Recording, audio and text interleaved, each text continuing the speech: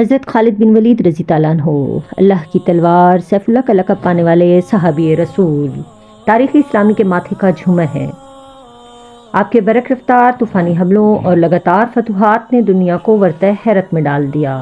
حضرت خالد بن ولید رضی اللہ عنہ ملت اسلامیہ کے وہ عظیم جرنیل ہیں کہ جنہوں نے کیسر و کسریٰ کے تخت و تاج کو پامال کر ڈالا، روم ایران کے شاہی محلات اپنے گھوڑوں کی ٹاپ سے رونت ڈالے، جن کے تلوار کی عزت سے بڑے بڑے نامور سومر گھبرائیں اور مقابلے پر نہ آئے، جن کا نام کفار کے دلوں کو دہشت زدہ کرتے۔ حضرت خالد بن ولید رضی اللہ عنہ کی وہ تلوار کہ جو کفار، مشرکین، مرتدین، یہود و نصارہ اور مجوسیوں پر اللہ کا قہر بن کر نازل ہوئی، جن کے نام سے کفر کے ایوانوں میں لرزہ طاری ہو گیا، جو سبز آندھی بن کر چھائے اور جنگ کے میدانوں میں لاشوں کے ڈھیر اور سروں کے مچان بنا دیے، جن کے ہاتھوں کی طاقت سے برہنہ شمشیریں بھی ٹوٹ کر بکھر گئیں، جنہوں نے ملت اسلامیہ کی سرحدوں کو آدھی دنیا تک پھیلا دیا۔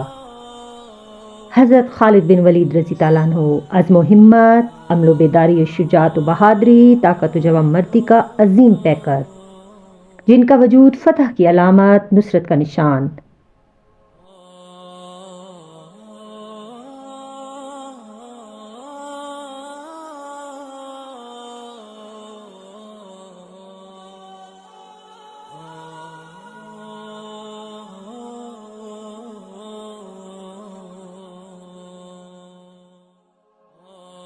آج ان کی ساری اور اطاعت و فرمانبرداری کا یہ عالم ہے کہ امیر المومنین فاروق اعظم رضی اللہ عنہ جب معزول کر دیں تو لمحہ بھر بھی سپہ سالار سے سپاہی بن کر رہتی دنیا کے لیے مثال بن گئے۔ حضرت خالد بن ولید رضی اللہ عنہ مسلمانوں کے وہ ہیرو ہیں کہ آج بھی جن کا نام لہو کو گرم اور دلوں کی دھڑکنوں کو تیز کر دیتا ہے۔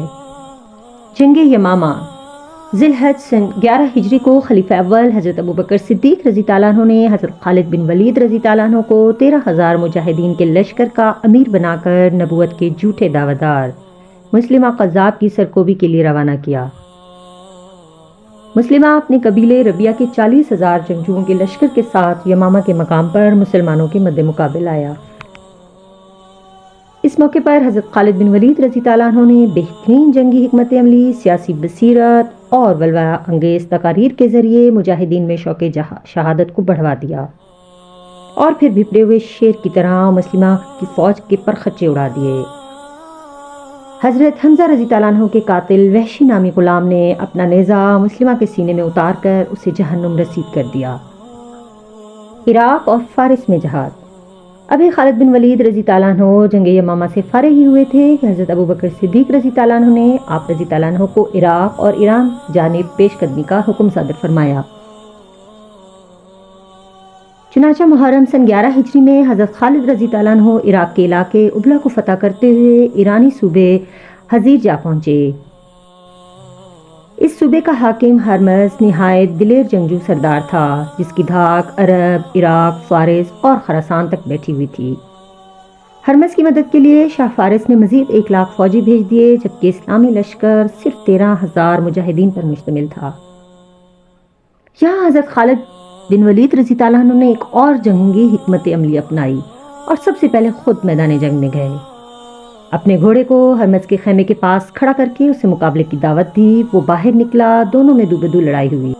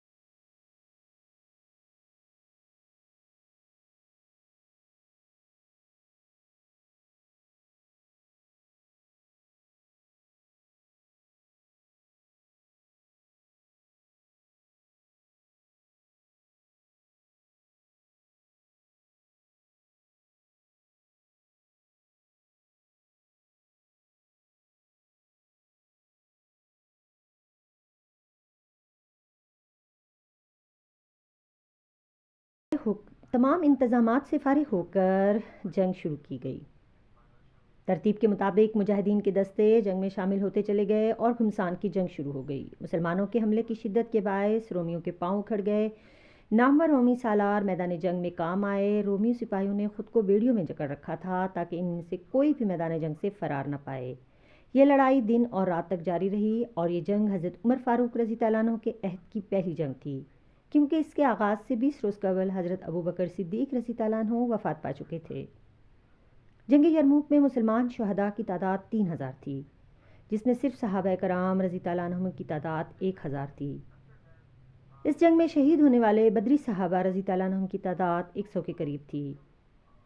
حضرت خالد رضی اللہ عنہ کے بارے میں یہ بات مشہور ہو گئی کہ وہ جس فوج کی قیادت کرتے ہیں وہ فتح یاب ہوتی ہے۔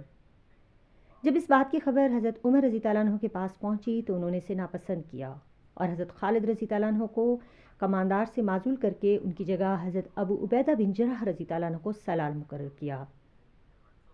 یرموک کی اختتام رومیوں کی بدترین شکست، حضرت خالد رضی اللہ عنہ کی معزولی اور حضرت ابو عبیدہ جرح کی رضی اللہ عنہ کی امارت پر ہوا۔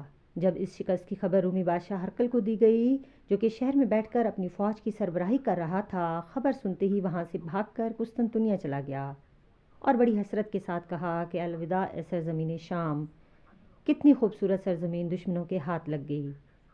اس جنگ میں 1,30,000 رومی مارے گئے۔